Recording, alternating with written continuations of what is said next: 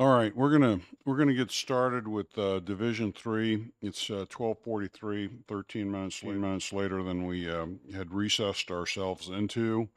The extra time was necessary because Mr. Ripple and the OLS were working on getting some very small things cleaned up so that Representative Waller can look at a perfect copy.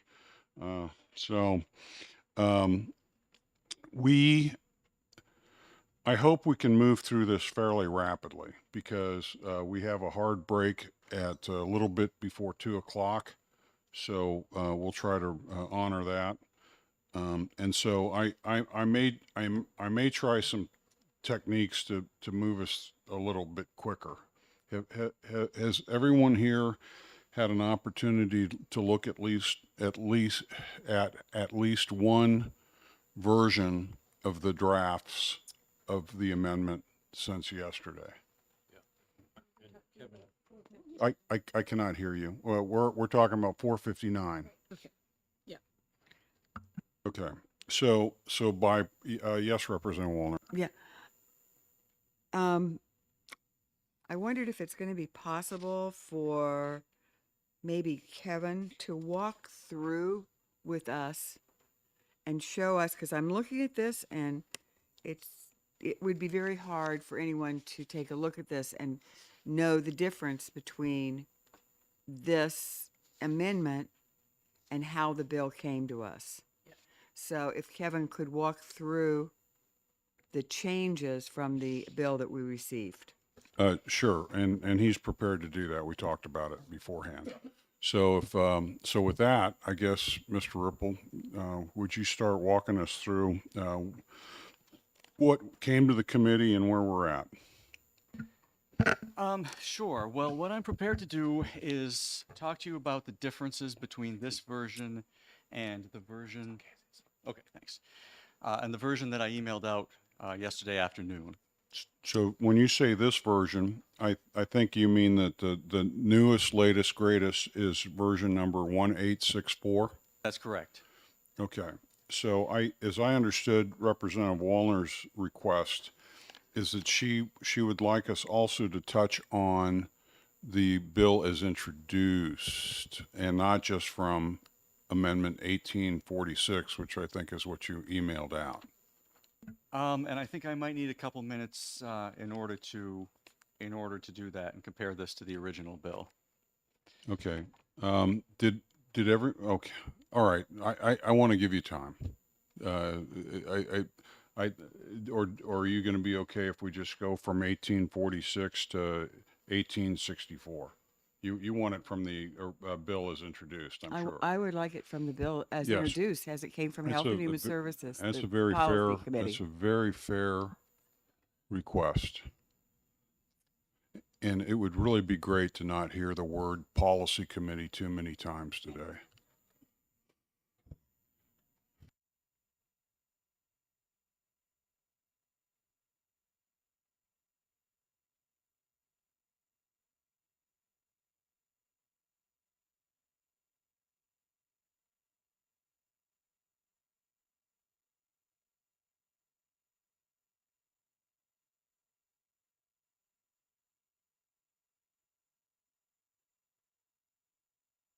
So the one we started with, I believe it has an amendment number that was approved by the House, 1678. So that, I think that's everybody's baseline. Do you have a copy of that? Okay. All right. Well, I have a couple different marked up versions over here, but I can make an attempt to go through the changes between this and the bill as it first came to us. All right, go ahead.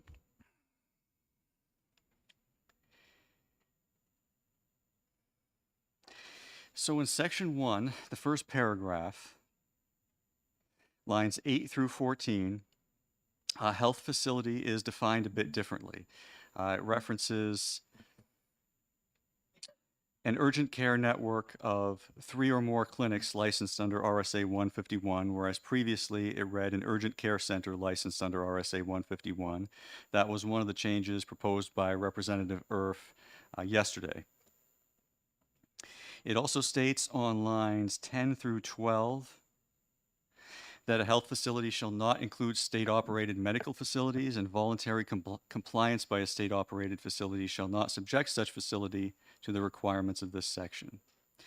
And then on lines 13 and 14, we have a term that's a bit duplicative with what's on line 9, but I've been told that it isn't a difficulty, and that's that the term health facility shall not include any non-hospital affiliated urgent care with less than 3 clinics in New Hampshire. Essentially the same thing as was already on line 9. Mr. Chair, I'm sorry, Representative Norgren? can I just ask you a quick question? So we have this document that you gave us. Right, we're not looking at that. I know that, so I just wanted to clarify, we're going back to we're going back to the original 1678, right? The short answer is yes. We're Yeah, doing yeah, what Representative Wallner asked us to do 3 minutes ago, which was to Yeah. go from the version that was introduced to us Right. to the most recent version. The most recent Okay. version is 1864. Right. Okay. All right. Okay, so on lines 15 and 16, at Representative Edwards' request, and this is based on the marked up version that he handed out, that you handed out yesterday, Representative Edwards.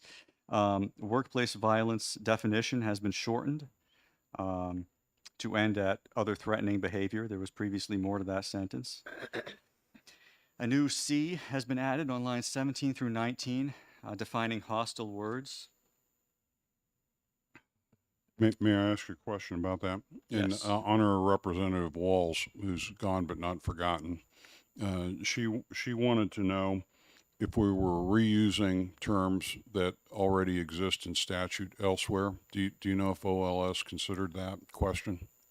I don't know. I asked them to take a look at this definition in particular, and they kept it as you had it. Are there any questions on that, Representative Wallner? These two definitions? So OLS had no, they made no changes to that definition. That's correct. Do we know if they checked it against? I don't know. Okay. Thank you. I would like to say that if we find over, what I sort of think we're trying to do here is we're trying to find a way to say yes to one another, put this canoe in the water, let all of these organizations start paddling, trying to get to where they're trying to go. And there's going to be another legislative season. So if we have to tweak this, for something that we've overlooked in this process, I think we can do that. Particularly given that we specifically asked the commission to report to Health and Human Services oversight to let us know what changes may be appropriate. So I hope that we don't feel that perfect needs to be the enemy of really pretty good. So Mr. Ripple. Sure. Roman 2, starting on line 20. There have been a couple changes. In particular, that first sentence was shortened. The sentence that ends, maintain a workplace violence prevention program. That was previously more extensive, and per Representative Edwards' proposed changes, the more detailed language was removed. And added to the end of that paragraph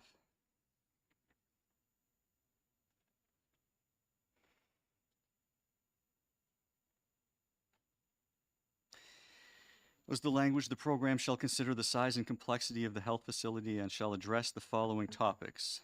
And everything that follows down to the end of that page, I'm sorry, A and B are new.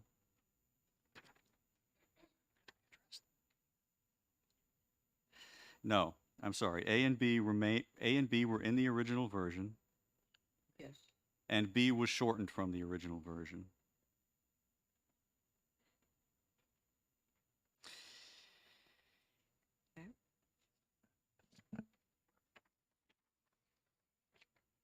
I will note that throughout, there were references added to hostile words where previously only workplace violence had been referenced.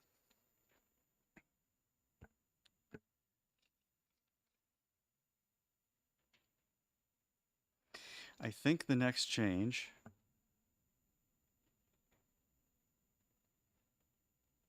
is down in Roman 5 on page 2, which begins on line 22.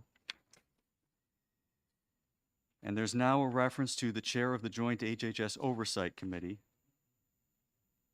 with the advice of the commission, which may recommend updates to statutes or to the rulemaking process.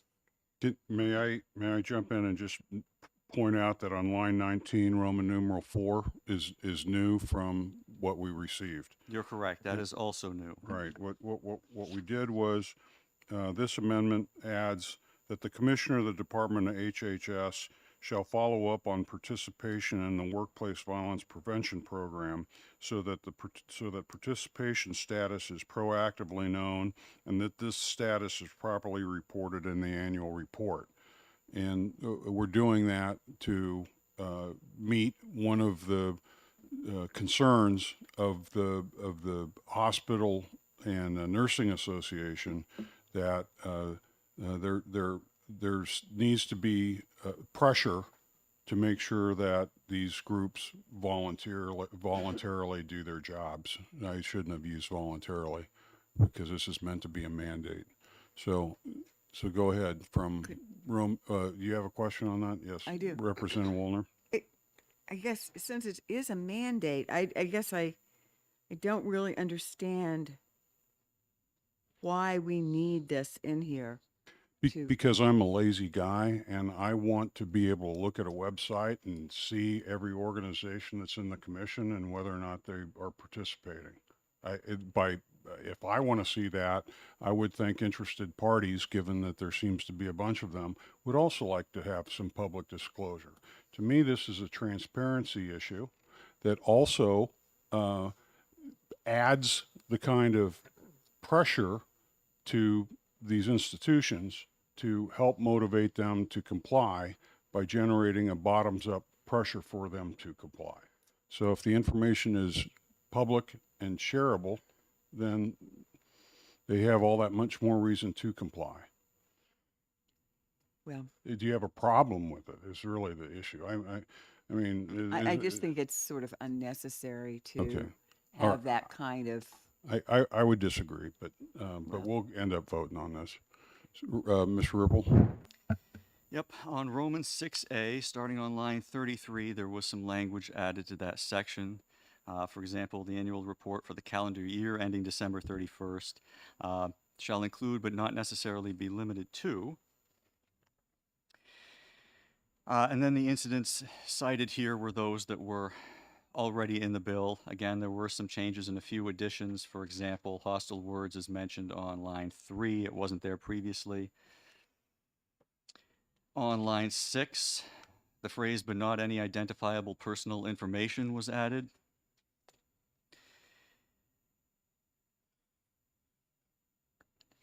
When you get down to line 18, the percentage of employees that have participated in the workplace violence prevention program, that language was revised consistent with Representative Edwards' draft from yesterday.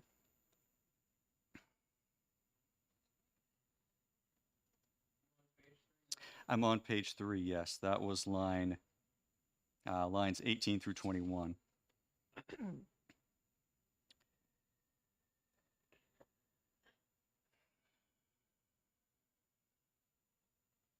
B, starting on line 22, was revised slightly to state that the report shall preserve the distinction between workplace violence and hostile words.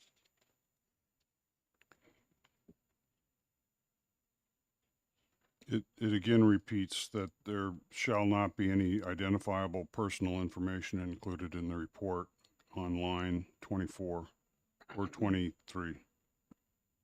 Yes.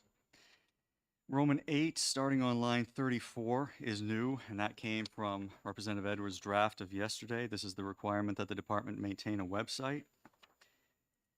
And it identifies At the top of the next page, page 4, the topics to be included on that website.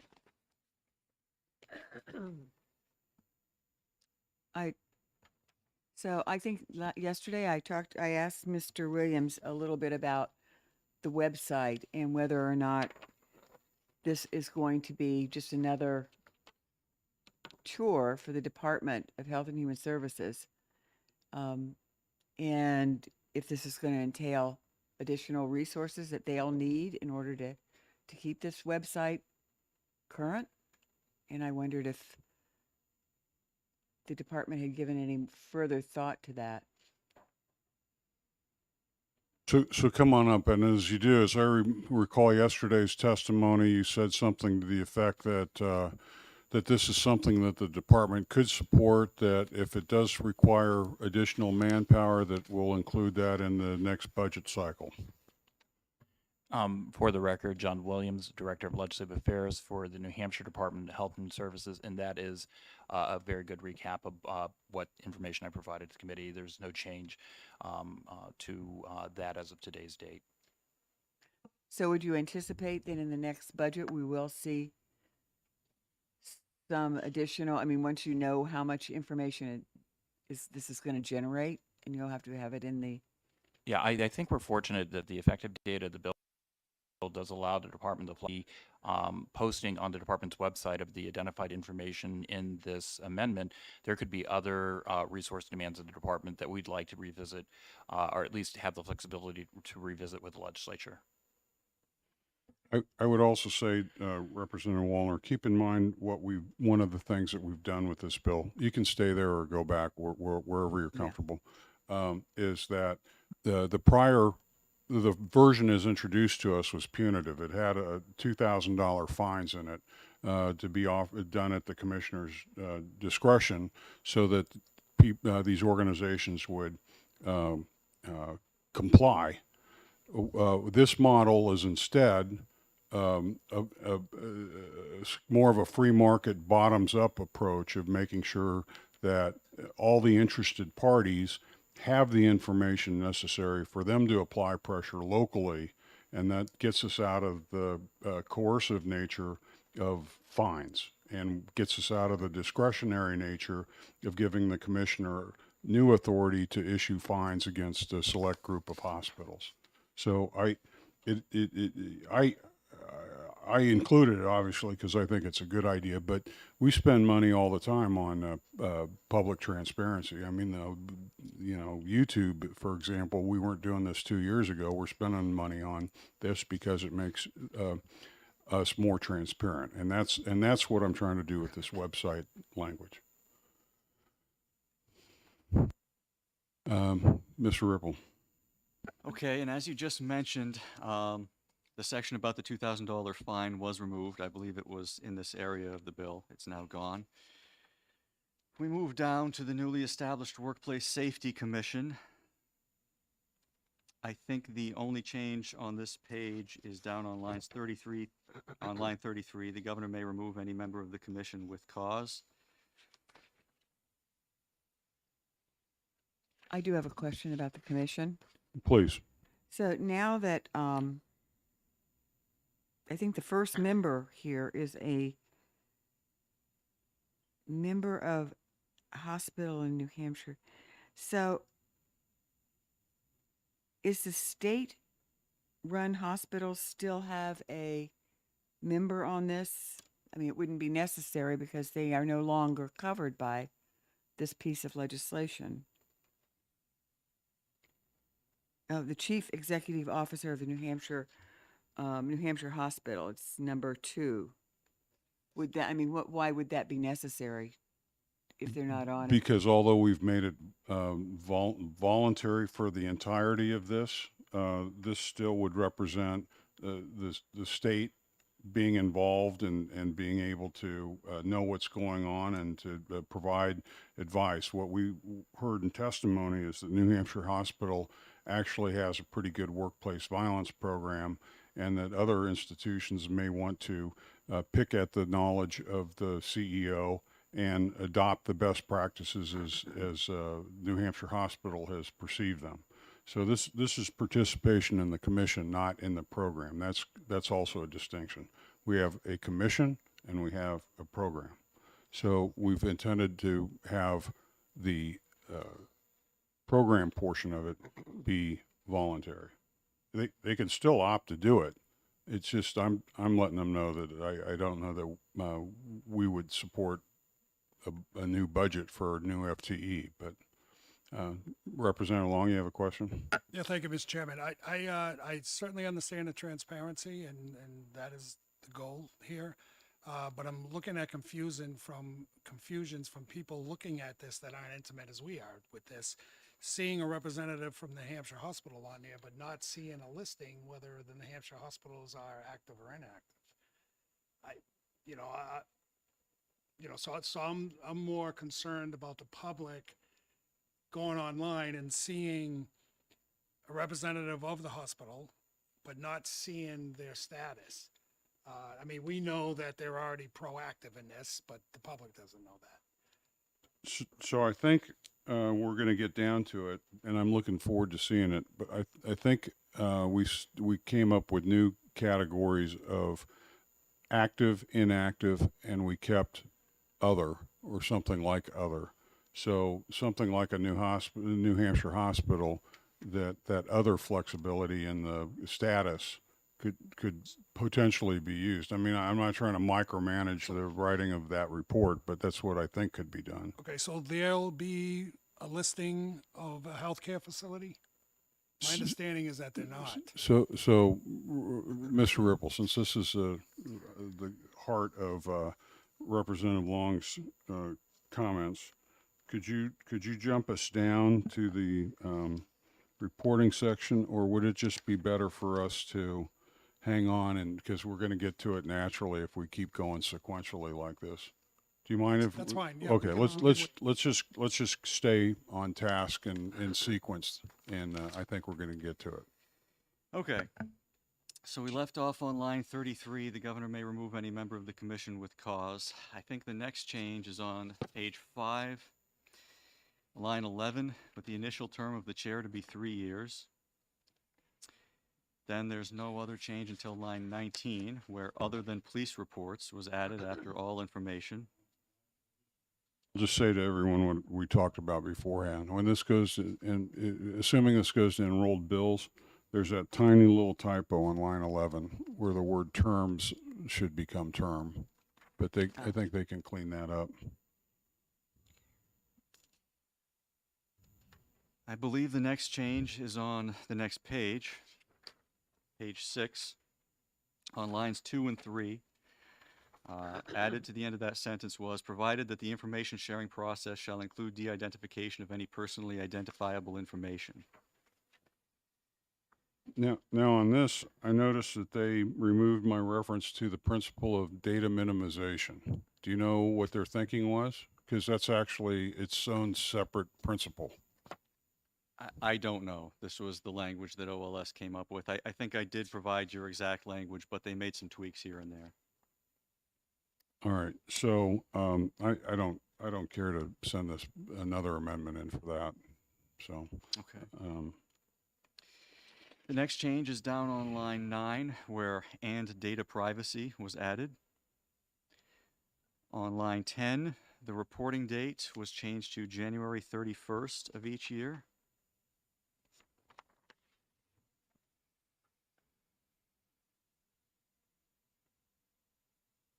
Chairman Edwards, could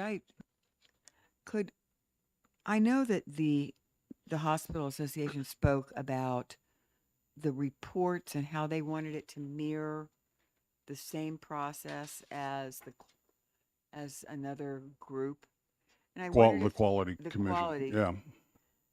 I wondered how close we're mirroring that.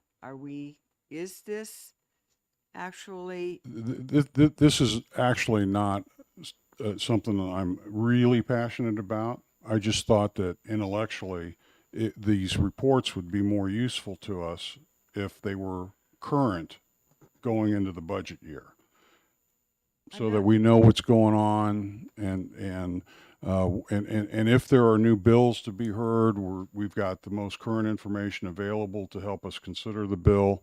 I don't have a particular point of interest or authorship in that, other than I thought it just made more sense to make these, as important as this commission is, let's make these reports as useful as possible by synchronizing the timing.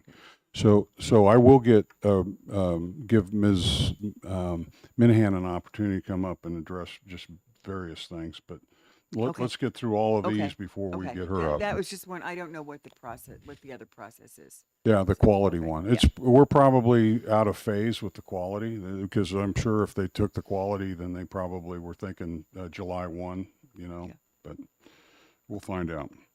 So Mr. Ripple, Yep. I don't know what happened to The active, the inactive. active. Yeah, Yep. I had So- that section. On my notes, it would be in section 8. Right, so that's under the website maintained by HHS. So that's near the top of page 4 on line 3. The website shall include the participation status of each facility as active, inactive, or Oh, unknown. okay.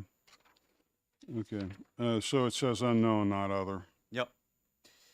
So if we go back to page 6, I think the last change I had mentioned was the reporting date of January 31st on line 10. Right. The next- And with the data as of December 31st, I think is what that means.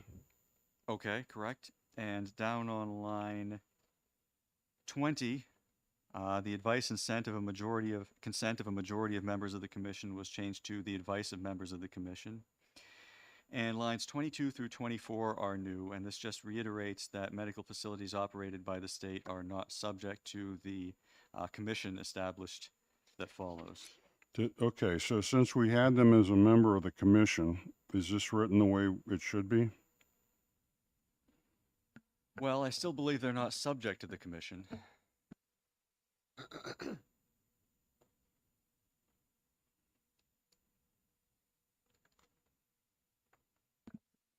All right. Go on. I think the only change remaining is the repeal date of March 1st, 2034 on line 33. Right, so that's more than 10 years to see if this is still of value. Okay, so Mr. Ripple has walked through the changes. We have about 49 minutes.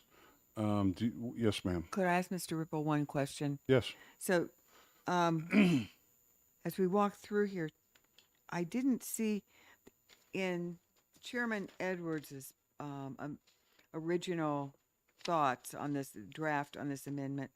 He had he cited the right to the freedom from discrimination a couple of times in the bill. Yeah. Has that been dropped? Yeah, it got dropped because Okay. Ms. Minahan was correct and I was wrong. Okay. That she cited that section of 354 wasn't applicable to the private hospitals, and I thought it was. I actually had done a lot of research on 354, and I'm surprised. But Okay. Great. Thank you. anything else? No, that was my main one. Okay, so with that, let's invite Ms. Minahan and Mr. Thomas.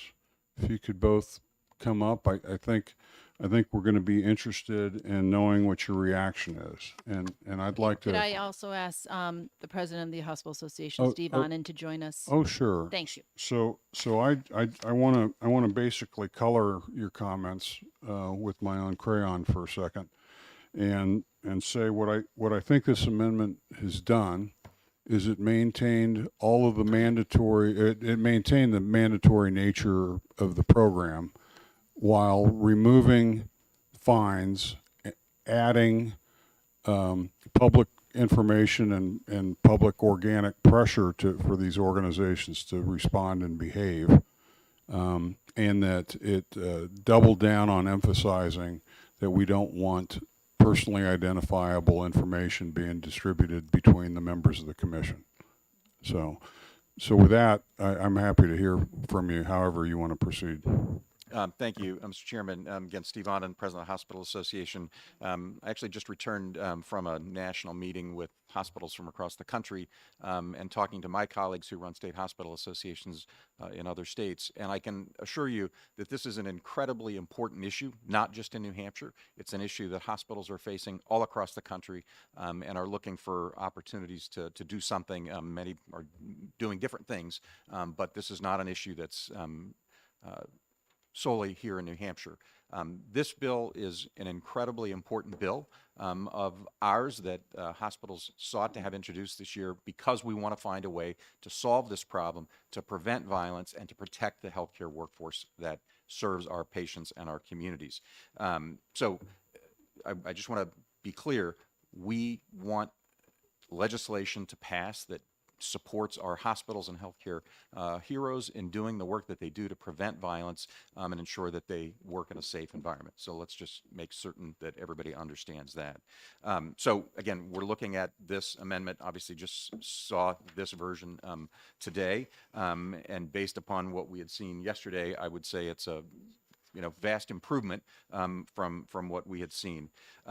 I want to just ask a couple of questions, and then Paula can speak more specifically to various issues. I understand the notion that you wanted to make this voluntary. That's certainly a different approach. You've referenced, though, by including a provision that the commissioner is going to follow up and post on websites as a means of pressuring and sort of holding people accountable to participate. We weren't asking this to be mandatory because we were concerned that people would not participate. That's not a concern. That's not an issue. So I just want to be clear. We're not anticipating that anybody's going to say, I don't want to participate because they believe this is important as well.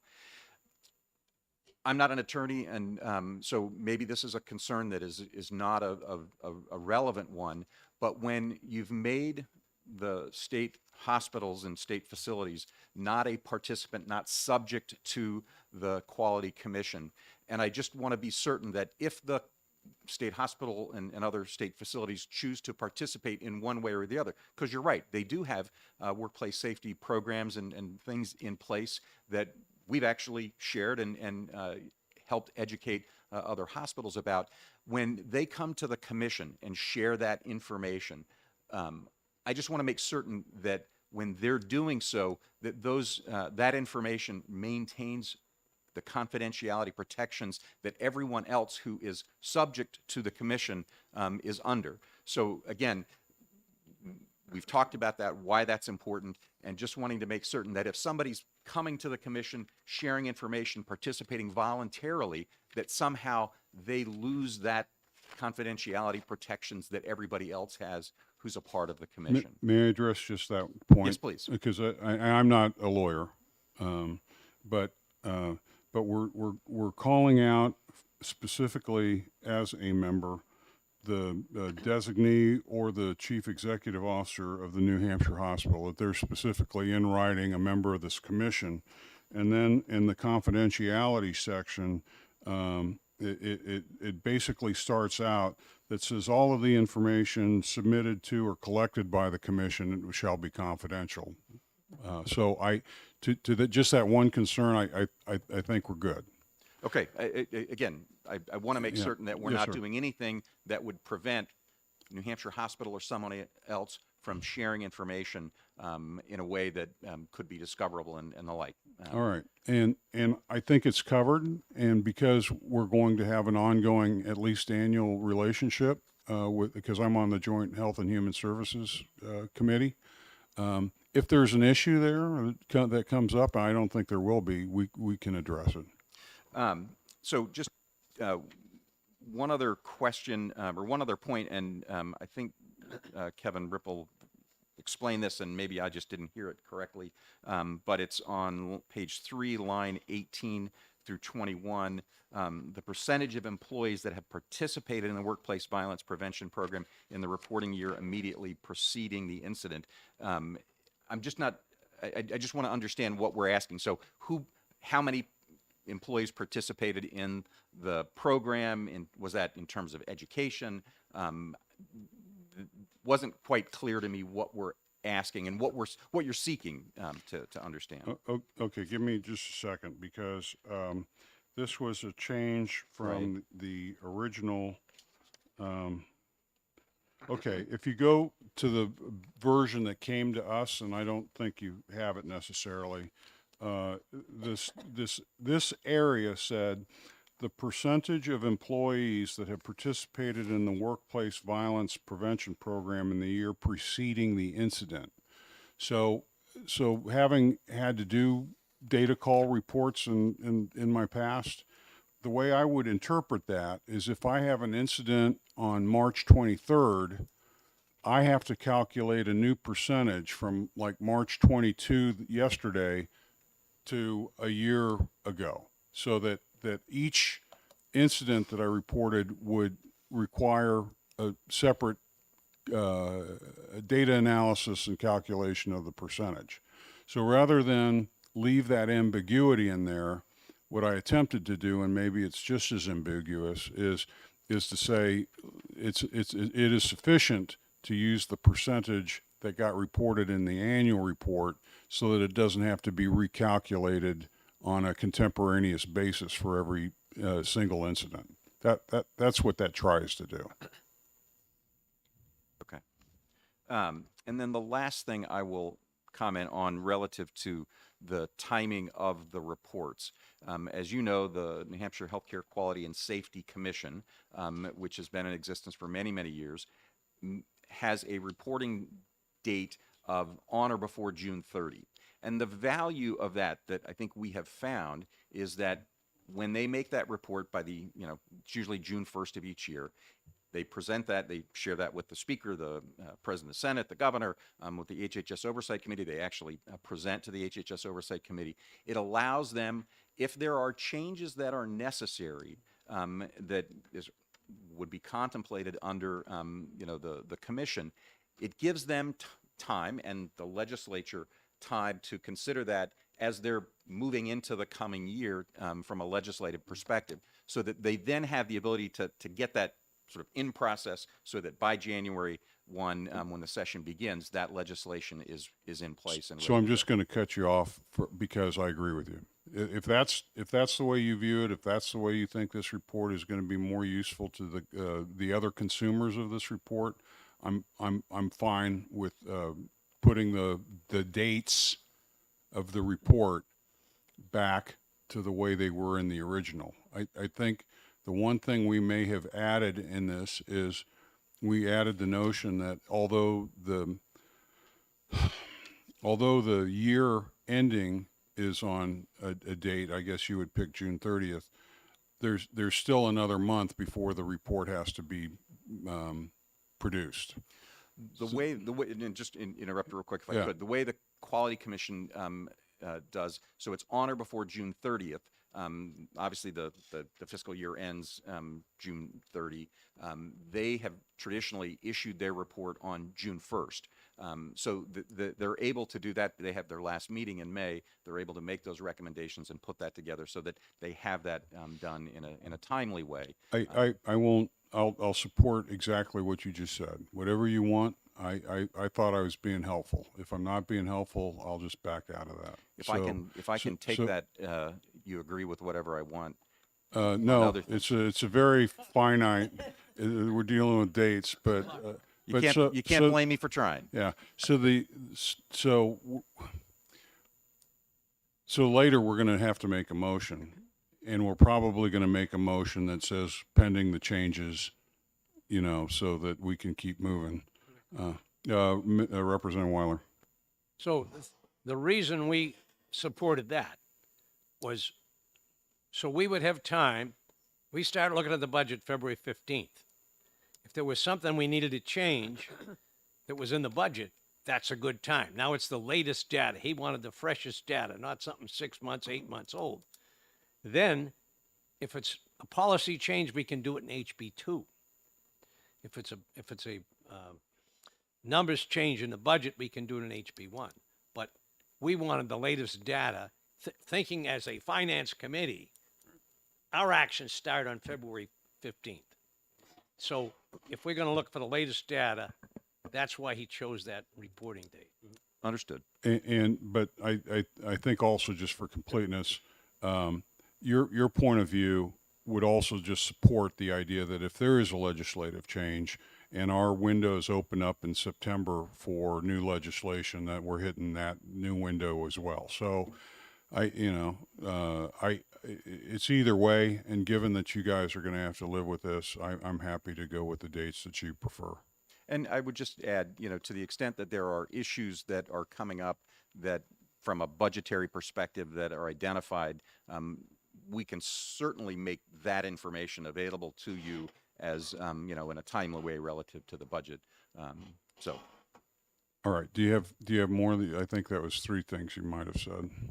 no, I don't.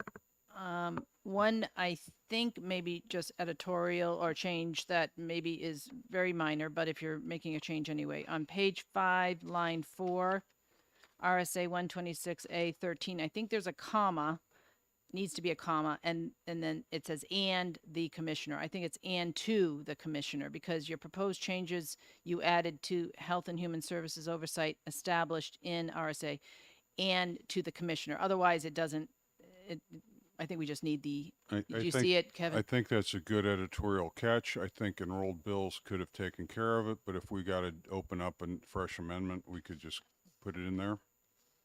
Yeah. All right. Thank you, Mr. Chairman. So All if I right. could just ask a clarifying question. So I assume January 31st on page 6, line 10 is being changed to June 30th. Is the date also being Wait, changed?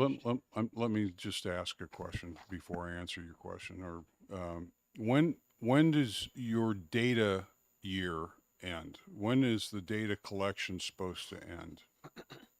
June 30th? So that all has to get figured out in rulemaking. So this goes into effect January 1st, 2023, and we need rulemaking. Again, we mirrored this process after the Quality Commission. They meet 5 times a year, and they, this is a little different because of the data collection. So I think we can make this all work. I mean, they will probably be collecting, the report is due annually. Let me just see now. Annual report on page 2. Right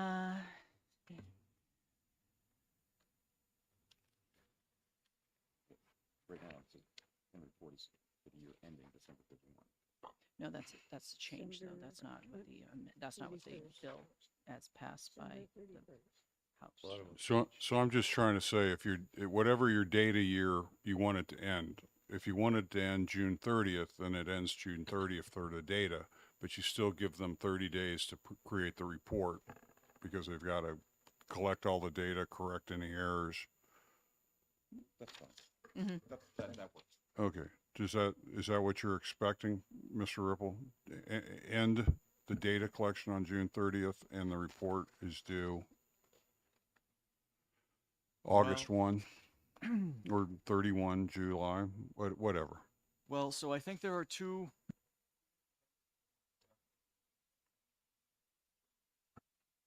And the other is the commission's report. And I'm unsure what the ideal reporting dates are for the 2 types. Can you just strike dates and leave it blank for rulemaking to figure that out? Or do we have to thumb wrestle this to get pinpoints? You could say on page 6, line 10, the commission shall annually report its findings and leave it Blank. blank. Okay. And you can do that in the amendment, just delete the rest of it.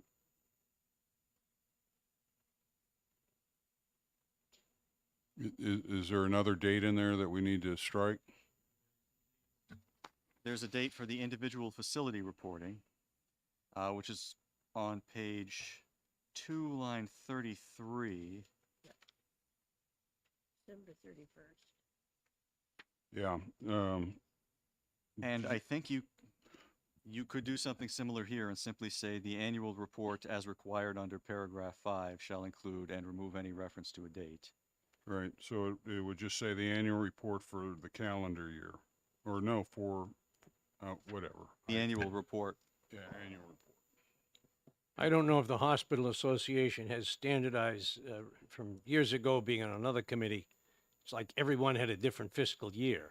Do you still have that experience with the various hospitals? Yes, yes. So basically, you'd want it at the end of their fiscal year. Not necessarily, because this doesn't impact them in that way. It's just we need a uniform date for everyone to submit the report. Yeah. So they collect the data. They will be collecting the data as they see fit, probably monthly for most hospitals, as they compile their data and then submit it annually, or they may submit it quarterly. That's where I think rulemaking will allow for some flexibility, hopefully. And I would imagine even if it's not done in rulemaking, the commission has enough adults on it, they can figure it out for the standard, right? So I want to try to put some words in your mouth and see if you agree or if you want to modify it. I think the Hospital Association, although this isn't what you anticipated coming out of this committee, that you could live with it and we can work with it and we can kind of revisit it in the future. Is this, are you going to oppose this amendment? No, Mr. Chairman, we're not. Okay. We will support. So thank you for that. If, now you can say it in your own words if you want. If you want to let me know how disappointed you are in the process, that's okay too. All I will say is, as I said when I started, this is an incredibly important piece of legislation, one that, we've worked on for many months, years prior to this, and this is an issue that is of utmost importance to our members. This is a legislative process, and it does not always end where it begins. We work through the process to try and make it as best as we can. You said, we shouldn't let perfection be the enemy of the good. And that's certainly true in many instances. At the same time, we have to make certain that whatever comes out at the other end of the process continues to support the ultimate goal. I think we've come to a place that we can be supportive. Certainly not where we started, what we sought, but this is a very important and good first step, and we will continue to work to make it better over the years as we see the experience with the commission and again, preventing violence in the workplace and protecting the health and safety of our employees. Thank you for all of that. And I got to say, we could write the best law in the world, but we're not going to prevent violence. Well, the best we can do is mitigate it and get our people ready to deal with it. But, if we could get rid of violence in the world, Putin would be on his yacht somewhere, so just the reasonable objective here is that we come up with a program that attempts to mitigate the risk and prepares the people to deal with the incidents, I think. Would you take questions if the other representatives have any? Yes. Are there any other questions? Representative Long? Thank you. I hesitated to ask this question because I'm afraid of the answer, but you went to a meeting of a national meeting where other states are also working on this. In your opinion, where does this stand towards other states? I mean, is this proactive? I believe this is a very proactive approach. Okay. Many states have taken steps to increase the penalties for anyone who's convicted of striking a healthcare worker. We've not chosen to begin there because just making something a stiffer penalty or a higher level of crime doesn't prevent the act from occurring in the first place. So what we said we needed to do is to try and bring folks together to understand what's happening, how it's happening, how we prevent it. So again, I think this is an important first step, and it's Great. one that others can certainly hopefully learn from. Great. Thank you. All right, not seeing any other questions. Thank you. Appreciate your tolerance of my sometimes emotional reactions, Ms. Minahan. But this stuff is important to all of us. Mr. Thomas, do you want to wave off, or do you have anything you want to say for the nurses?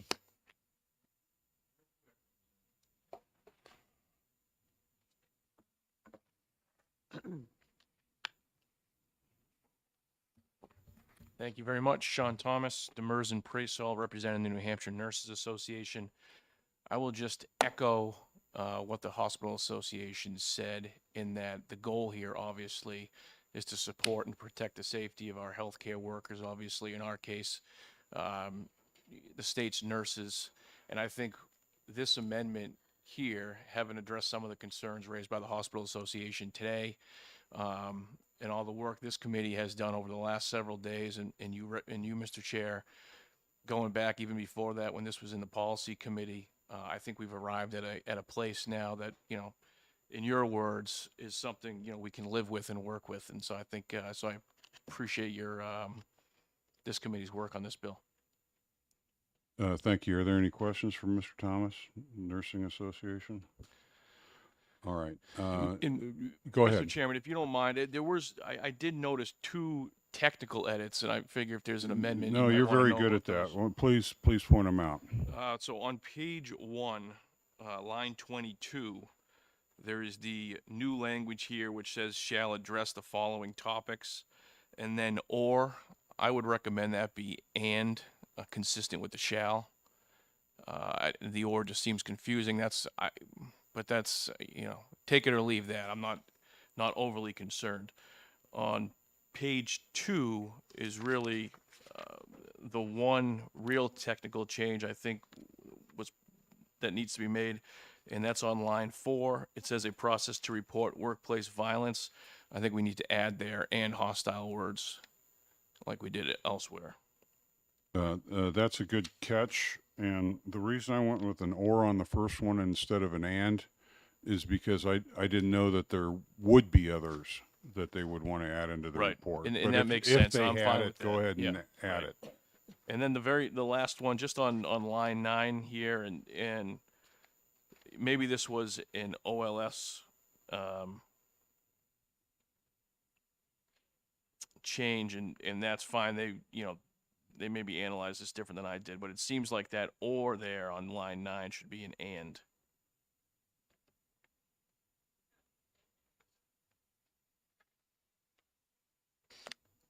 All right, I'm okay with that. Again.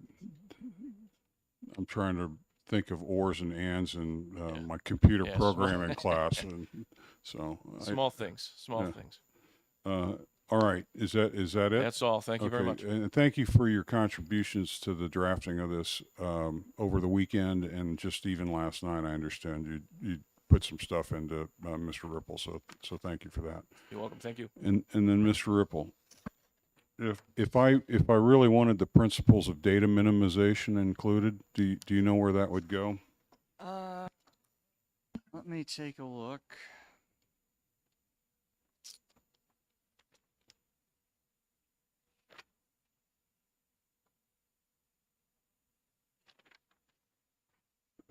So it's towards the back under confidentiality, Roman numeral 3, right above administration.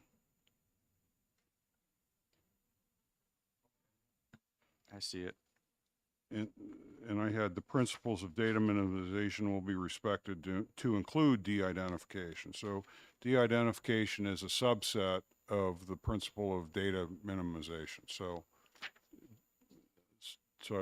I'd like the principle referenced as well. Okay, we can do that. All right. So I think we're getting close to a vote on an amendment to this amendment. And so Mr. Ripple, and with us all listening, I think you've probably got about 6 or 7 tweaks, something in that neighborhood. Yes. If you want to walk through them, and then I'm going to do a straw vote if we're going to be okay with this. Sure. So, starting in the order that I wrote them down, on page 6, line 10, the reference to a specific reporting date will be removed. We'll read annually with no date. And the same on page 2, line 33.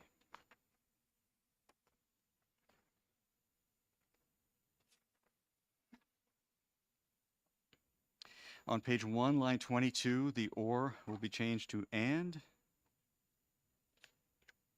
And actually, the next one,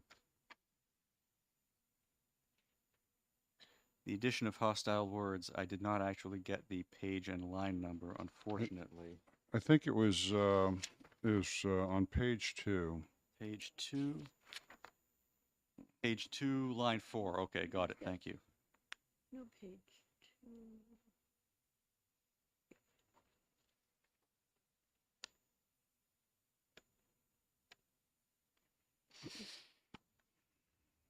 I don't want to rush it. Take your time. I Yep. know that there's a lot of detail. Also on page 2, line 9, or will be changed to and.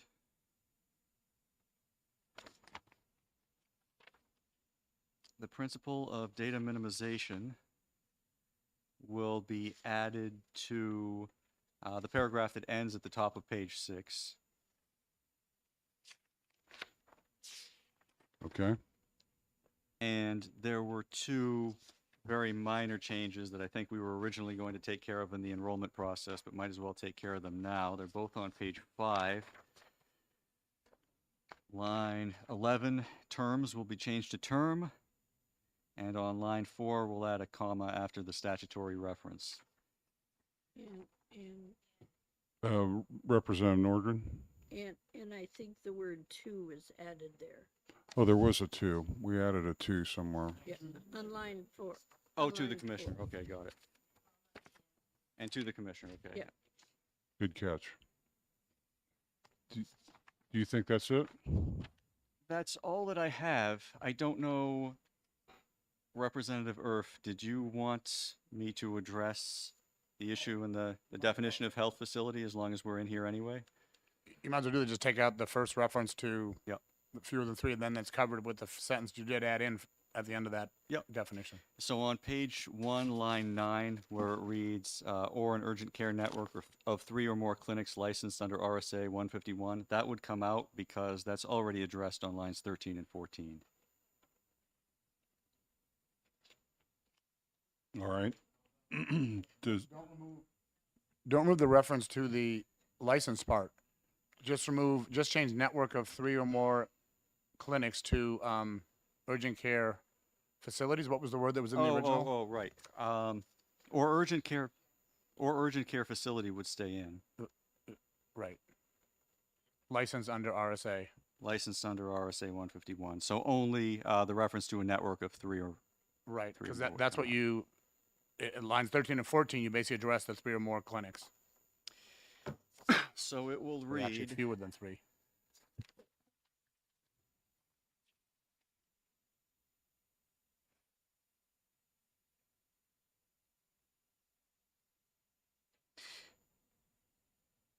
that specific line will read as it did in the original bill, or an urgent care center licensed under RSA 151. Correct.